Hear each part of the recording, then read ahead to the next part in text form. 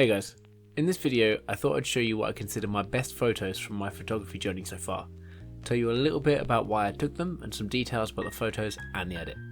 Most of these photos were taken on my Sony a6000, but a couple are from a compact camera released in 2007. So let's get started. Okay, so this photo is from one of the first street photography trips I took to Brighton. I knew I wanted to include some graffiti in my photos, and the moment I saw this guy on lunch, I knew I had to have the photo.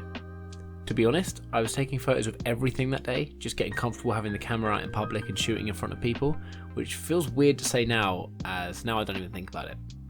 I didn't make too many changes to this photo in the edit. I removed some shadow from the subject and increased the saturation on the graffiti so it stood out a bit more. I think looking at it now, I'd probably edit it differently, but I'm really happy with how it came out at the time.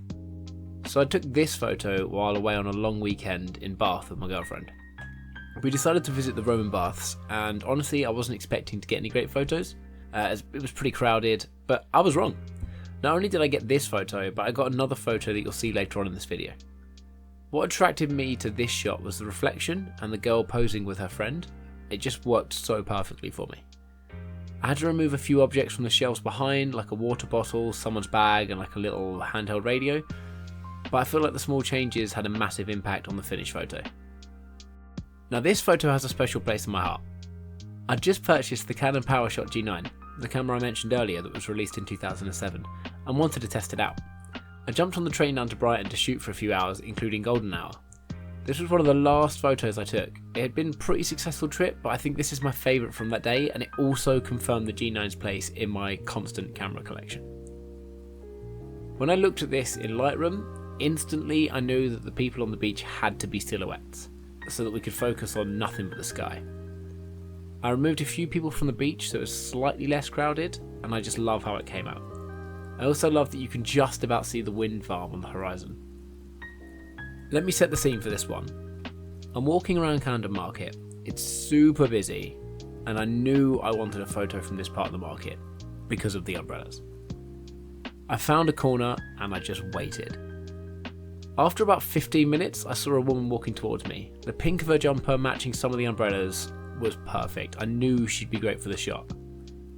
The photography gods must have been smiling down on me that day, because as I was framing up the shot, everyone else just disappeared into shops. And for a brief moment, I managed to capture this, where she was on her own in the middle of the market. For this one, my main focus was enhancing the colours. I just wanted her and the umbrellas to stand out and everything else to just be clear and slightly darker than my main subject. I'll start by saying that I jumped in front of a bus for this shot, and I don't recommend that to anyone, but it was worth it. I'd gone to London for a long weekend for my birthday, and when my girlfriend asked what we wanted to do with the last day, I said, I just want to spend the day walking around London, camera in my hand constantly. It was getting a little late, and I was heading to shoot Tower Bridge in the evening when I heard this car pull away from the lights. I think this is honestly the quickest I've ever changed my camera settings to get the shot. So for this one, because it was getting a little dark, my main concern was noise. So when I went into the edit for this one, I took a little shadow off the building and off the subject itself, added a little vignette, and then after that I was mainly just reducing a little bit of noise in the photo, tiny bit of colour grading, and then we were done. This was taken at Hever Castle, and to be honest, I nearly missed the shot.